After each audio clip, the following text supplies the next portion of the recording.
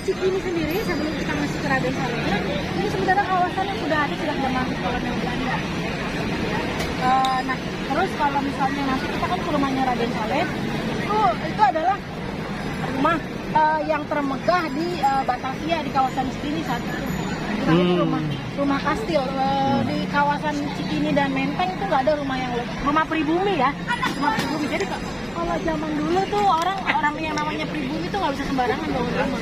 Karena Raden Saleh tuh ada khusus lah ya, dia nanti saya ceritain ya. Ya, kenapa bisa dapat rumah seperti itu ya dari saya ceritain karena dia punya status sosialnya lebih tinggi Raden Saleh. Oke, nah sekarang sebelum kita masuk ke Taman Ismail Marzuki, nah ini sebenarnya kawasan ini berada di rumahnya Raden Saleh yang di kastil itu. Ini sampai di belakang, jadi 5 hektar, begitu luasnya, begitu kayanya. Tapi sebenarnya Raden Saleh sendiri kan dia juga sudah karyanya dia tuh kan mahal ya, dihargai mahal. Jadi sebenarnya dia pertama dia tuh sudah kaya, terus dia nikah sama janda kaya.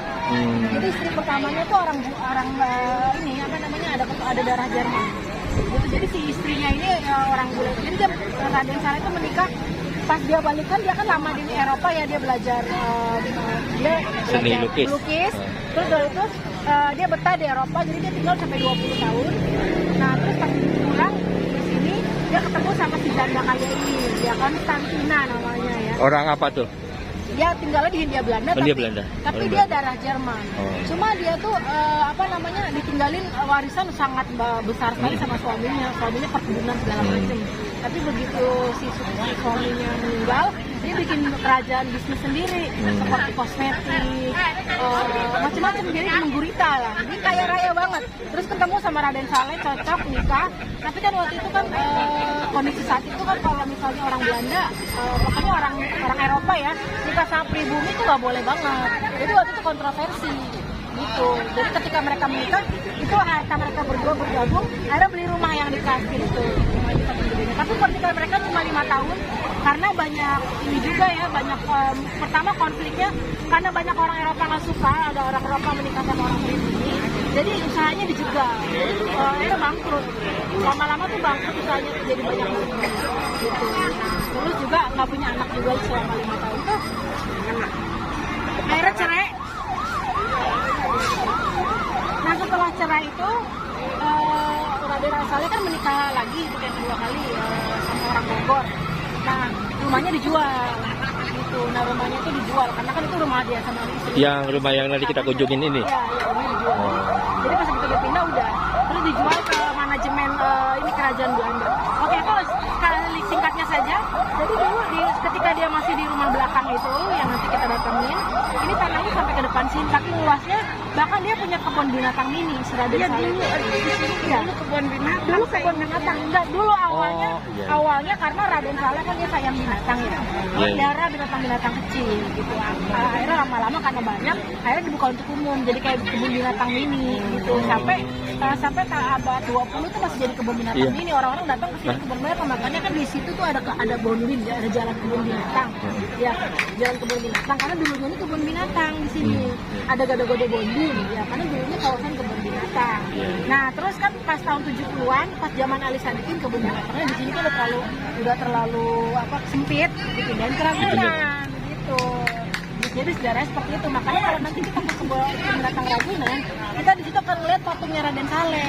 Orang yang nggak tahu kan apa hubungannya ya Raden Saleh sama Ragunan. Kira-kira gambarannya gitu.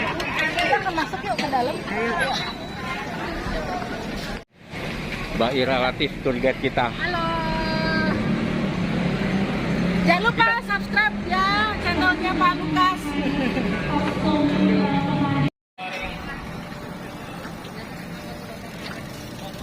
Lukisan Raden Saleh di Taman Ismail Marzuki. Kita menuju rumah Raden Saleh melalui pintu belakang Taman Ismail Marzuki. Dulu lokasi di sini adalah kebun binatang pertama di Jakarta. Sekarang jadi lokasi Taman Ismail Marzuki.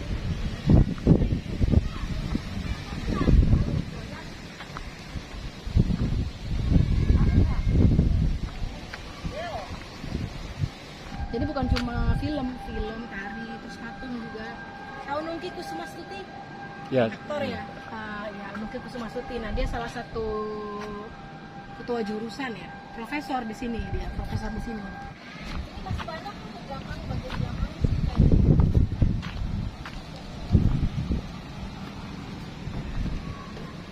Untuk kelihatan begini kan, bentuknya bagus kan.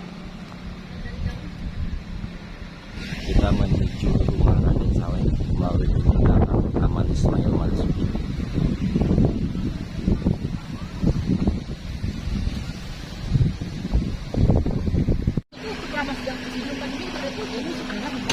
Udah dibuka lagi, bukan dibuka tapi saya dapat undangan di situ. Apa Bu? Bagus banget. Yang pohon semua itu kan? Bagus banget. Karena di situ udah 17 tahun. Iya, tapi kan itu lama itu.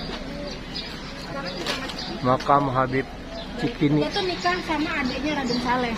Jadi bisa ada hubungannya si Habib Cikini ini. Kalau dianggap wali kan dulu punya barang agama, jadi memang sering diziarahi. Nah terus kawasan ini tuh mau dibangun waktu itu, mau dibangun ini sebelahnya apartemen.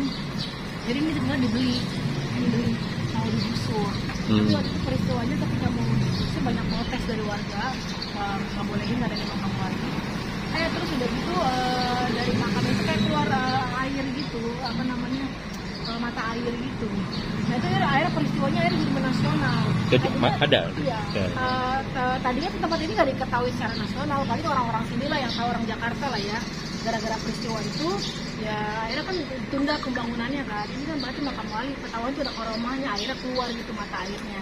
Akhirnya waktu itu pihak yang punya yang sebelahnya, jadi memutuskan ya udah tanahnya aja dibeli, malah dibangun.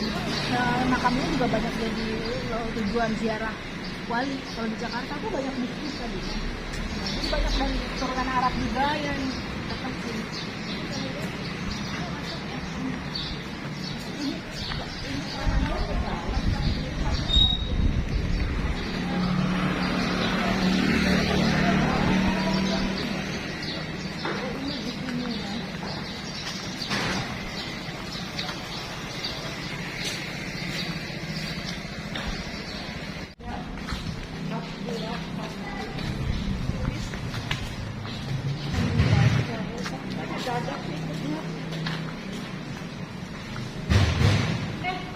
Saya tadi luruskan.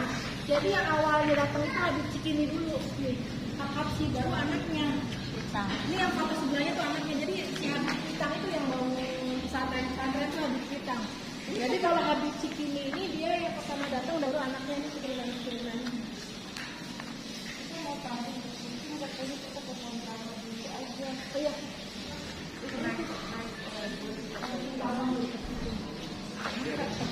Mobil pertama kemudian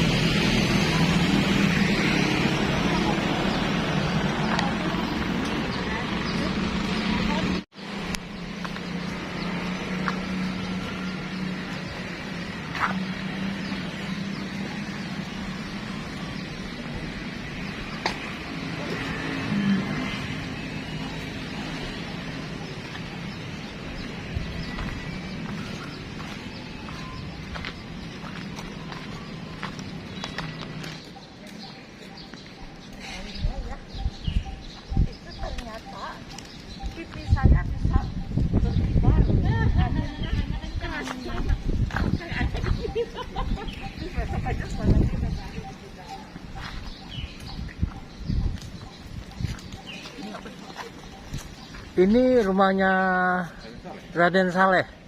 Istana Boneka. Ya, seperti mirip Istana Boneka. Ini lokasinya ada di dalam Rumah Sakit Cikini. Nah, ini salah satu bangunan di dalam Rumah Sakit Cikini. Dulunya ini adalah rumah Raden Saleh, pelukis Raden Saleh. Ini rumahnya dilukis langsung sama ininya, desainnya tuh dilukis langsung sama Raden Saleh. Oh, dan dia iya. Kayak meniru Istana Kallenberg. Dia kan dulu kan tinggal di Jerman ya. Iya, iya. Dia memang pengen bangun seperti kastil di Kallenberg itu yang dia suka. Iya, mirip istana ya. Kayak istana. bangunannya ya. Jadi Mulai luas banget ya. Jadi tanahnya di Rumah Sakit Cikini ini dulu juga Tanah dia. tanahnya Raden Saleh ya, Raden sampai Saleh. ke Taman Ismail Marzuki ya. Iya, makanya pas dia cerai terus dia nikah lagi ya udah dijual. Iya, iya.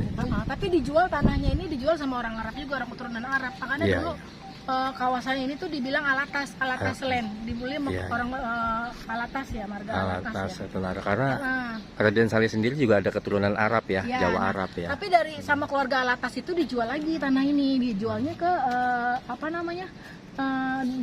Dulu yang beli kerajaan Belanda sih, dibeli terus dibangun rumah sakit. Itu penjagaannya ketat banget Pak. Sini ya.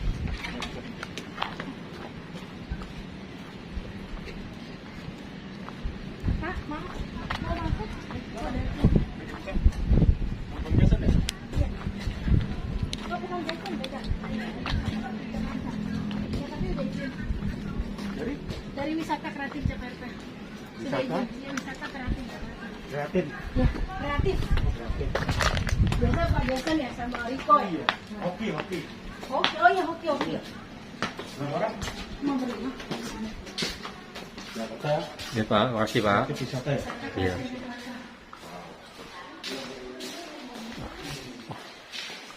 Wah, pintunya tinggi banget.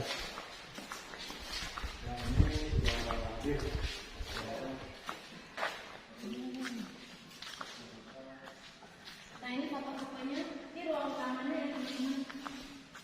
Ini foto Raden Saleh Lagi dia belajar ke itu, ke Eropa. tahun 1811. 1880. Oh, lahir 1811, meninggal 1880.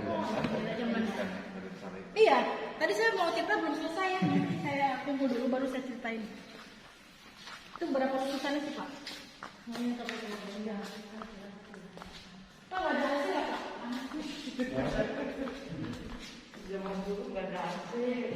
Ini lukisan Pangeran Diponegoro ketika ditangkap oleh Belanda. Dilukis oleh Raden Saleh.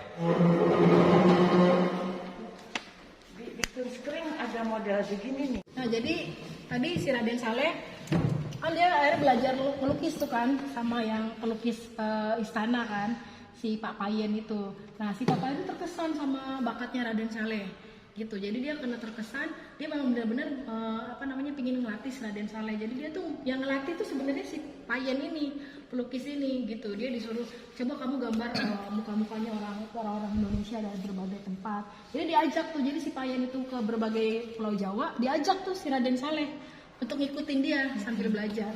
Nah terus si Payen ini yang ngusulin waktu itu dia ngusulin ke atasannya, ke yang direkturnya Kebun Raya, tolong kalau bisa dikasih deh ini beasiswa biar dia sekolah di Belanda gitu. Akhirnya diajuin sama atasannya ke Gubernur Jenderal waktu itu, Van der Capellen namanya, Gubernur Jenderalnya.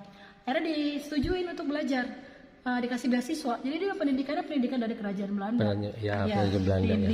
Dan di sana itu semakin berkembang kan ya bakatnya dia ya. Dia tinggal di Eropa itu pendidikan, setelah selesai beasiswa dia senang tinggal di Eropa dan dia mengajukan diri untuk extend ya, tinggal lebih lama. Nah pas tinggal lebih lama itu tapi sama kerajaan Belanda disetujui, tapi oke, kamu disetujuin tapi bayar sendiri ya gitu ya, nggak pulang nggak apa-apa tapi bayar sendiri. Akhirnya sampai 20 tahun dia tinggal di Eropa waktu itu kan. 20 tahun dia pernah ke Prancis juga, dia lagi di Paris, dia menjadi saksi hidup dari revolusi Prancis waktu itu. Nah terus juga dia sampai ke Jerman juga, dia di Jerman itu cukup lama ya di Jerman, dia bergaulnya tuh sama para sosialite. Terus lukisan-lukisan Raden Saleh itu juga dibelinya tuh sama para raja ratu Eropa gitu loh, ada raja di Prancis, terus di Jerman. Pokoknya diburu lah lukisan Raden Saleh. Dan itu pun ketika dia masih belajar di Belanda, lagi masih beasiswa gitu, lukisannya tuh udah mulai terkenal gitu. Jadi kayak The Rising Star ya. Jadi waktu itu lukisan Raden Saleh itu banyak bikin orang terpukau. Jadi kan kita kebayanginnya kan zaman dulu tuh belum ada TV ya, belum ada radio ya. Jadi lukisan itu adalah benar-benar mahakarya orang tuh, kalau bisa bikin benar-benar mirip tuh luar biasa banget. Nah, Hidup, jadi lukisannya hidup ya. iya, jadi tuh zaman dulu kalau misalnya ada lukisan, apalagi udah mulai terkenal kan, jadi lukisan itu dipasang di tengah-tengah halaman, kayak mungkin kayak di plaza gitu ya, di halaman dia ditutup dulu. itu tuh pakai tirai gitu. Jadi pas mau disingkap, gitu orang tuh kayak 1, 2, 3 singkap lukisannya. Pasti buka, wow, lukisannya bagus banget, bener-bener mirip kayak aslinya. Iya, Gitu. bagus. Jadi Itu dia tuh bikinnya, dia tuh kan karena dia dikasih beasiswa sama Belanda, jadi dia tuh lukisnya banyak lukisan. Misalnya lukisan raja, ya raja Belanda, ratu Belanda, atau para gubernur jenderal, pejabat-pejabat. Ketika itu disingkap, bagus banget, mirip banget kayak tulisan asli gitu kan. Kayak maksudnya kayak foto. Zaman dulu kan belum ada foto juga kan. Jadi orang tuh berdecak kagum sama si Raden Saleh ini. kebanyakan Makanya lukisan ini ya manusia ya. manusia, karena lagi pas dia di Belanda itu kan memang dia kan ditugasin belajar kan biar dia bisa melukis nanti para pejabat-pejabat Belanda Pejabat-pejabat, gitu. Tapi setelah dia berkeliling Eropa, dia mulai melukis alam juga, melukis alam, keindahan gitu ya. Terus dia juga mulai melukis ke gurun pasir segala macam, dari dia waktu itu ke Aljazair gitu ya. Ya itu yang gambar lukisan singa tuh bagus Singa, tuh. ya, Yang itu di singa samping. itu karena dia terpengaruh karena dia waktu itu ke Aljazair kan ngeliat gurun ya gitu. Nah, yang menarik juga ketika lagi di Eropa, Raden Saleh itu bangga dengan unsur Jawanya dia. Jadi lagi dia selama dia kuliah ya zaman dulu kan mungkin di sana ya. Dia tuh selalu pakai kain, pakai belangkon. Kalau itu ada fotonya ya, yang tadi fotonya saya tunjukin ya, pakai kain, pakai belangkon, dan itu kan sangat eye catching ya di mata teman-temannya ya. Gitu, tapi dia selalu bangga gitu. Nah, kita foto yuk, belakangnya ada ya, ada belakangnya.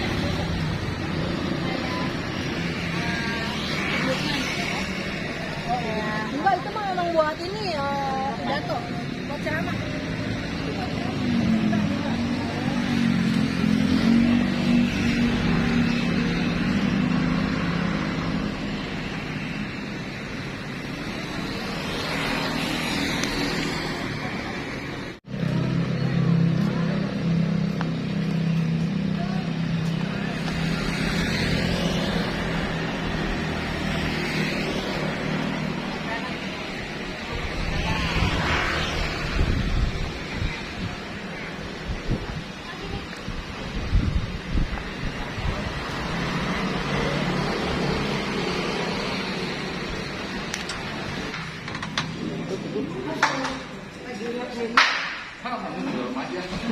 Jangan melihat di kaca.